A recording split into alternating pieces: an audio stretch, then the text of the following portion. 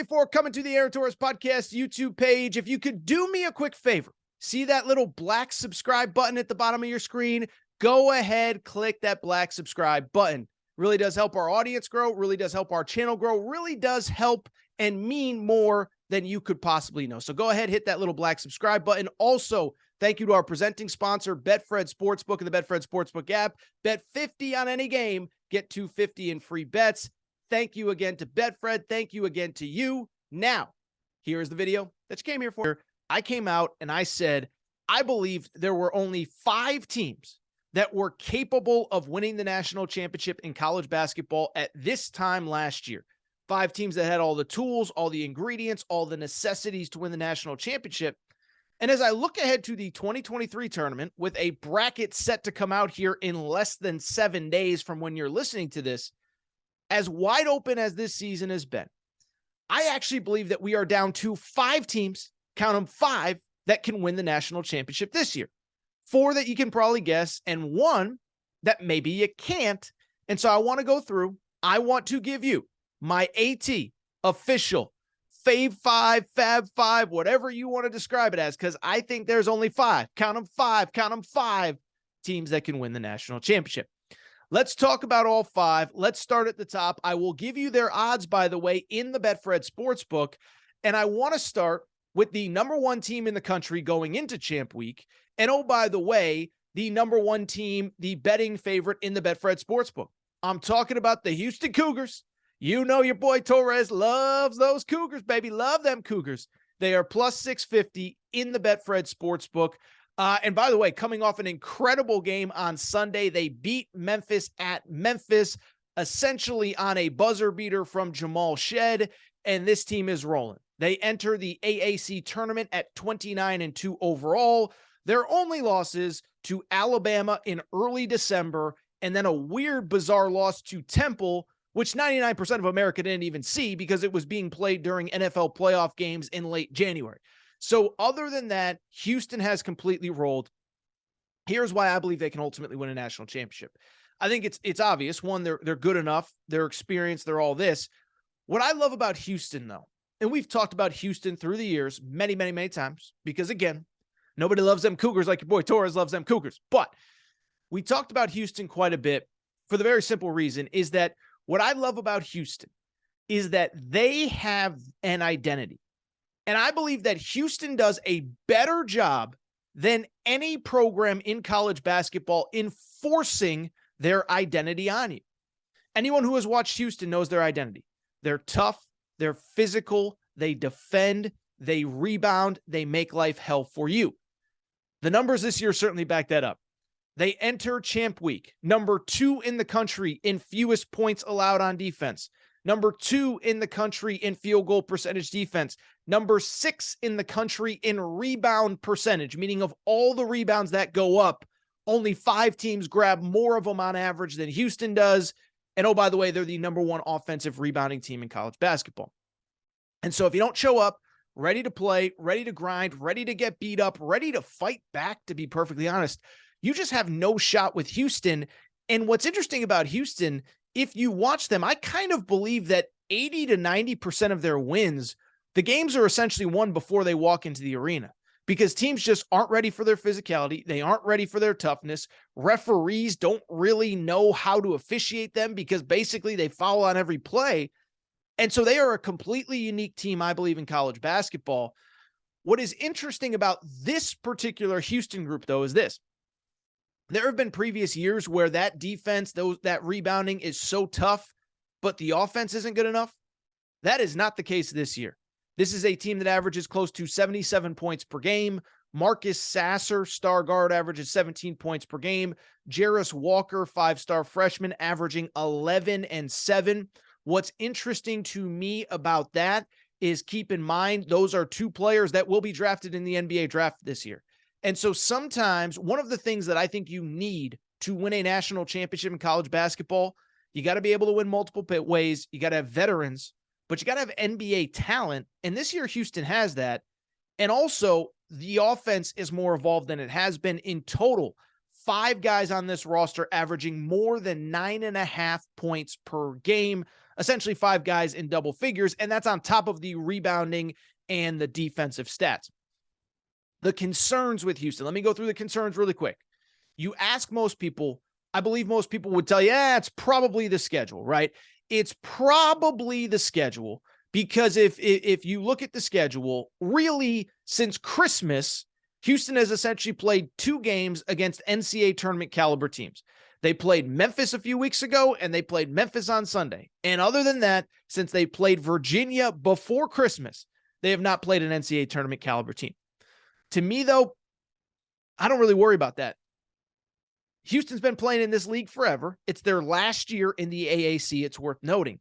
They've played in this league forever. Didn't stop them from going to the Elite Eight last year. Didn't stop them from going to the Final Four the year before. Didn't stop them from going to, they would have gone to a deep NCAA tournament run in 2020 had there been a tournament.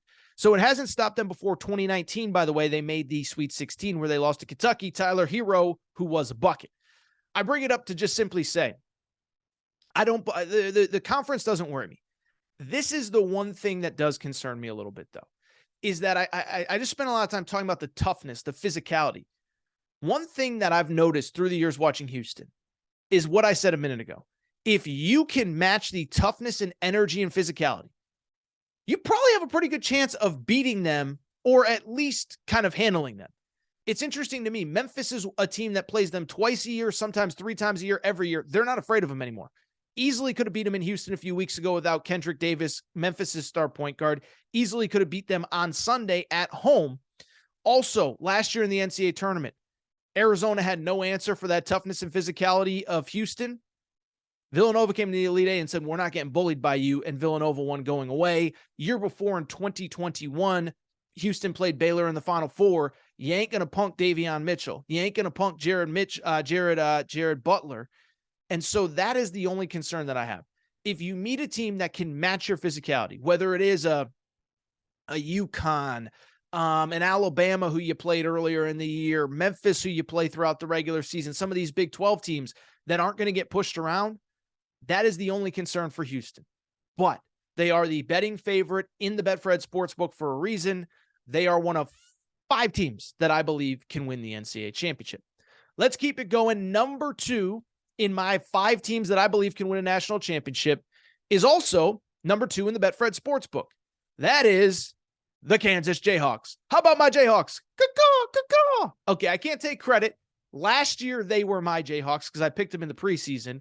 This year, I did not see this coming from Kansas and Bill Self, but they do it again. I know they lost on Saturday to Texas. No, there's no reason to be concerned. Texas is a really good team. Kansas had already clinched the Big 12 regular season title. And as a matter of fact, that's the reason that I'm not worried at all. And that's the reason that you should love Kansas going into this tournament. In a year where they lost 3 starters off a national championship team, 2 first-round picks, 6 of their top 8 scores, 70% of their scoring, Kansas comes back and in the toughest conference in college basketball, wins the Big 12 outright in the regular season, and also, again, took care of business and was, I think this is the important part, was really good down the stretch, winning 9 of their final 11 games. So it wasn't like they got hot in January and February and limped to the finish line like some other teams.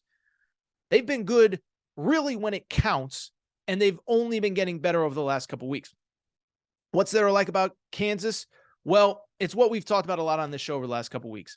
Early in the season, it felt like it was a Jalen Wilson, Grady Dick production. And if one of those 2 guys wasn't great and the other one wasn't really good, you were probably going to have a chance to beat Kansas. And a lot of teams took care of them early in the year. They beat Tennessee early in the year. They beat, they lost to Tennessee early in the year. They had that 3-game losing streak in the middle to early part of Big 12 play, but they figured it out because other guys around Jalen Wilson and Grady Dick got better as time went on. Most notably, and this is a guy that we talked about plenty, DeJuan Harris has gone from really solid kind of role player on last year's title team. He's one of the best guards in college basketball, okay? And most importantly, he has been scoring in a way that they needed him to. Again, one of the elite guards in college basketball, on the season averages close to 6.5 points per game and right around 2 steals per game. So that's the positive with DeJuan Harris. Most importantly, though, that offense has come around, averaging just under 10 points per game and has scored double figures in 6 of his last 10. Kevin McCullough, the transfer from Texas Tech, by the way, certainly an interesting weekend at Texas Tech. Kevin McCullough is playing very well as well. He has scored 15 or more in 3 of Kansas's last 4 games. And so you look at this team peaking at the right time, Hall of Fame coach, toughest conference in college basketball. They have certainly been tested with by far the most quad 1 wins going into champ week. Quad 1, the most important wins in the rankings, the net rankings that determine NCAA tournament seeding. There is a lot to like with this team. The only concern I do have about Kansas, and I don't even know that I'm that concerned about it, is they aren't very big and they aren't very physical down low. Like, I have a buddy who used to be an assistant under Bill Self. We were talking the other day, and I said, listen, man, I know it's hyperbole. Everybody says every year this is the best team that Bill Self has ever had. He goes, or this is the best coaching job, I should say, that Bill Self has ever had. And he stopped me. He said, no, Torres, this is the best coaching job that Bill Self has ever had, because they really have no low post presence to speak of on this team. Their leading scorer, or their leading rebounder, Jalen Wilson, a 6'8" wing. Second leading rebounder, Kevin McCullough, a 6'6" guard. So they do a good job crashing the glass from the guard spot, from the wing spot. But now low, KJ Adams is really the only guy that they have. And that's really kind of my only concern with Kansas, is if you play one of those big physical teams, do you have enough bodies down low to be able to take care of business, to be able to beat up, to be able to handle getting beat up down low? Again, I'm talking a UConn. I'm talking a Bama. I'm talking a Tennessee, who Kansas actually lost to earlier this year. Despite it, Kansas is one of my 5, that I believe is good enough to win a national championship. Houston, plus 650, Kansas plus 800 in the Betfred Sportsbook. Let's get to my number 3 team. And the number 3 team is actually not the number 3 team in the Betfred Sportsbook. So in the Betfred Sportsbook, the number 3 odds to win the championship are Arizona plus 950. Sorry, Wildcats fans. I love you. We've been through a lot together. I don't think you're good enough to win a national championship, especially now. You're going to be a 2 seed, maybe a 3 seed. You're not going to be out west. You're not going to be going through Vegas. I will say, with one big caveat, the number 4 team in the Betfred Sportsbook, I do believe is good enough to win the national championship. That is the UCLA Bruins. Plus 1,000. UCLA, fight. What is there to like about UCLA? Well, there's a lot to like about UCLA, honestly. First of all, they have everything. They have everything that I said with Houston in terms of what you need to win a national championship. UCLA has that, okay? UCLA has veterans who have been there before. Tiger Campbell, all sorts of guys, Jaime Jaquez, David Singleton, that were part of the Final Four team a few years ago. NBA caliber talent in Jaime Jaquez, Amari Bailey, Adem Bona. They have veteran guards, Tiger Campbell, David Singleton, 5th-year college guards that have been with this program for 5 years now. David Singleton, I believe, has broken the record for most games played at UCLA. Most importantly, what I really like about him is, much like Houston, and really like all these teams, but I think Houston is the most obvious, UCLA has a real identity. They know who they are, they know who they play, and they're going to make you play their game. Now, so there's only one team that's going to win any given night, and there's only one team that's going to win the national championship. But UCLA is not going to get beat because somebody else made them play their style. UCLA plays slow, 231st in pace. They don't turn the ball over, only 10.5 per game. That's in the top 25 nationally. And they play great defense, top 25 defense nationally in field goal percentage defense.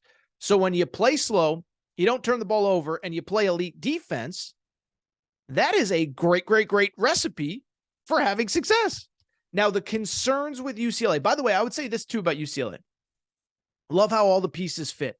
You have veteran guards, as I said, wing players, defenders, rim protection with the Adem Bona. I like the fact they're one of the few teams. They have multiple backup bigs, which I don't think you can explain.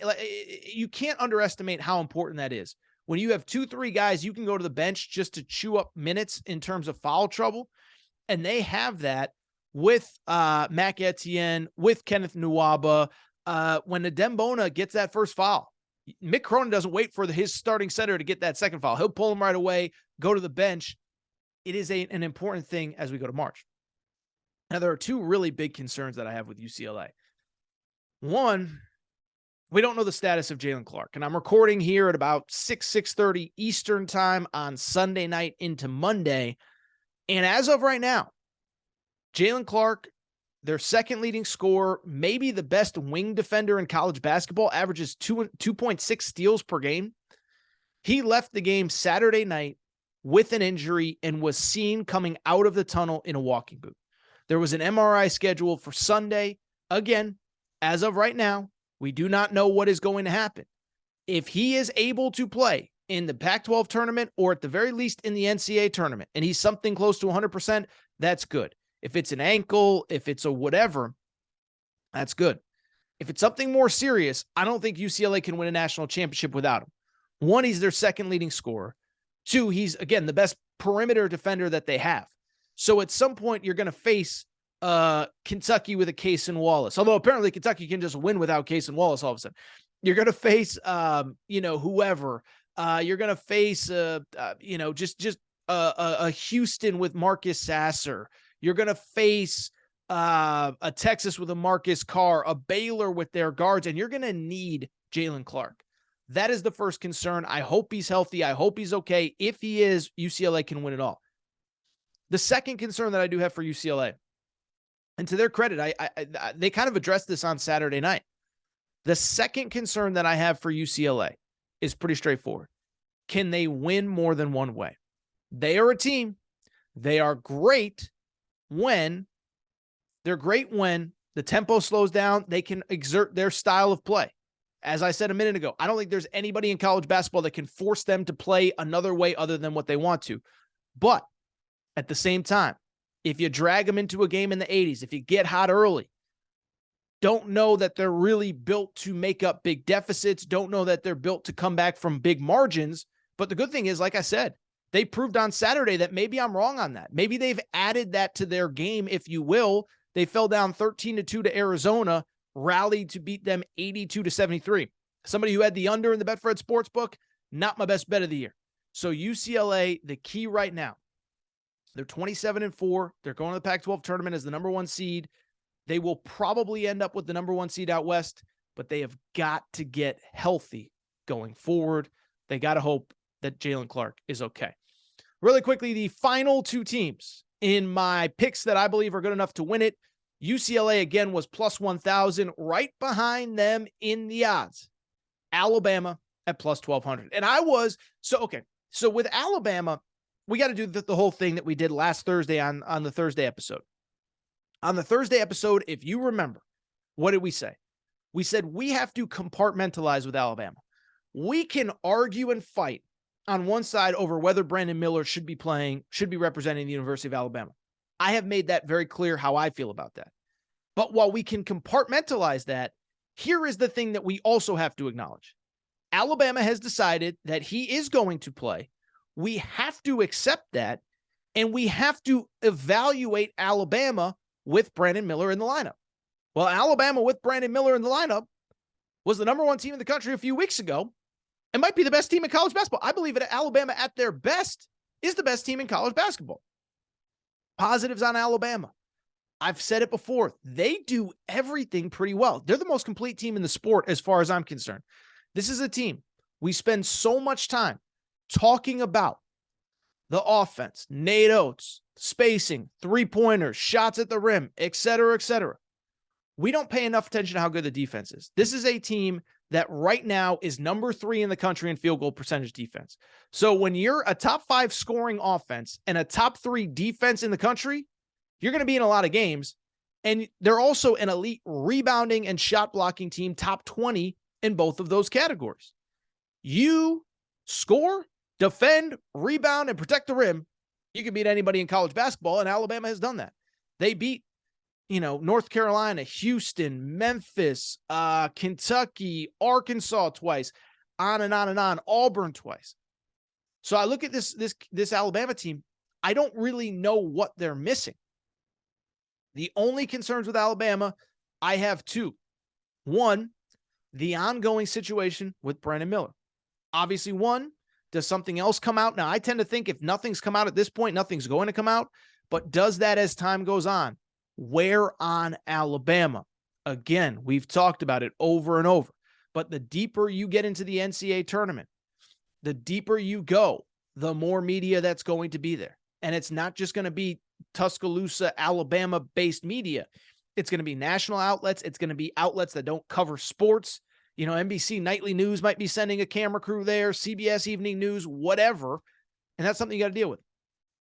Second thing, and I've talked about this from the beginning with Alabama, they're very, very, very young. They're very talented, but they're very young.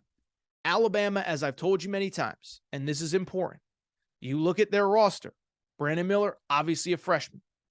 Overall, of their top 6 scorers, 4 of them are freshmen.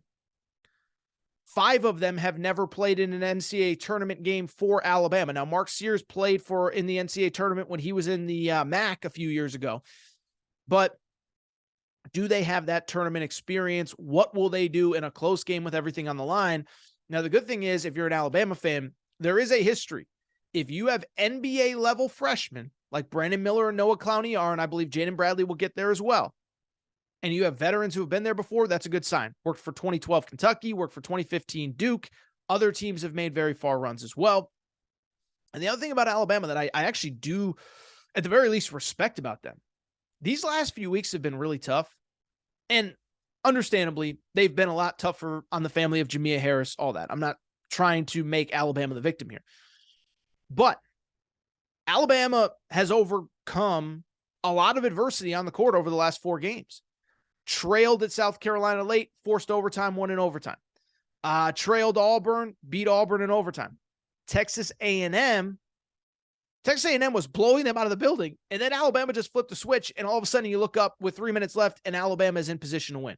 Now, they didn't end up winning, but it doesn't take away from the fact that it was a pretty impressive effort overall. I'll be curious to see how they handle the pressure at the SEC tournament this week. More cameras, more media, more questions for Nate Oates. But the mental toughness on the court of this team cannot be denied. Alabama is good enough to win the national championship.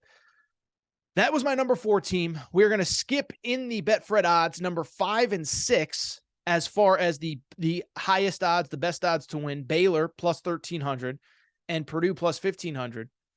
And we're going to go to number 8 because I believe the 5th team, I believe that the 5th team that's good enough to win the national championship at 15-1 in the Betfred Sportsbook, it's the UConn Huskies. And I know what everybody, oh, Torres, you're a homer. You just love UConn, blah, blah, blah, blah, blah, blah, blah, blah. You can fight me on this if you want. I'm not going to argue with you if you think I'm a homer and that's the only reason I picked. Now, by the way, I've been doing NCAA tournament previews on this podcast for 4 or 5 years, however long this podcast has been going. I've never said in March, the first week of March, UConn's good enough to win a national championship. So if you want to call me a homer, I wasn't a homer in 2022 when they made the NCAA tournament. I wasn't a homer in 2021 when they made the NCAA tournament. So keep that in mind before you call your boy Torres a homer. But why I like UConn? I mean, listen, why I like UConn is pretty straightforward. One, keep in mind a couple things. First off, this was, most everyone acknowledged, the best team in college basketball the first 2 months of the season. Remember, early in the year, they beat Alabama. They beat Oregon. They beat Iowa State, who's very much a tournament team. They beat Oklahoma State. They won at Florida when Florida's at full strength with Colin Castleton. And then what happened? They got into Big East play, teams that know them, coaches that know them, and they struggled. And that happens from time to time. But if you look at the losses, the schedule kind of did not break in their favor. Their first 3 Big East losses at Xavier. Well, Xavier's going to be a top 5 seed in the NCAA tournament. At Marquette. Marquette's going to be the regular season. Marquette was the regular season Big East champ. At Providence. Providence is really good. Now, UConn did take 2 bad losses after that, which I'm not going to pretend that they didn't. They lost to St. John's at home. That's not good. And they lost to Seton Hall on the road. But even Seton Hall, 1, is a tough team. And 2, UConn had a 17-point lead in that one and could not hold on. And so since that Seton Hall loss, UConn has played 9 games. Since January 31st, UConn has played 9 games. UConn is 8-1 in those games and included a dominant win over Marquette, a dominant win over Providence, a dominant win at Villanova on Saturday night. Their only loss was to Creighton by 3. And so they're playing well. They've proven they can beat anybody. They beat Alabama. So if you can beat Alabama, you can beat anybody. And then on top of that, and this is the important part, what do you need to win in the NCAA tournament? Tournament experience. Okay. Adama Sanogo, Andre Jackson have both been to back-to-back NCAA tournaments. Jordan Hawkins played in the NCAA tournament last year. Some of the other guys on the roster have been part of NCAA tournament teams. So that's one. Naheem Aline, one of their star transfers, played in the NCAA tournament last year for Virginia. Do you have veteran guards? Well, Tristan Newton's a senior, has 2 triple-doubles this season. Andre Jackson's a veteran. He's a wing guard, whatever. Naheem Aline, 4th, 5th-year college player. Hassan Diarra, 4th-year college player. Could go on, but you get the point. And then do you have NBA talent? Well, I'm here to tell you, Jordan Hawkins is going to be a first-round pick this year. Donovan Clingan is going to get looks from the NBA whenever he decides to declare.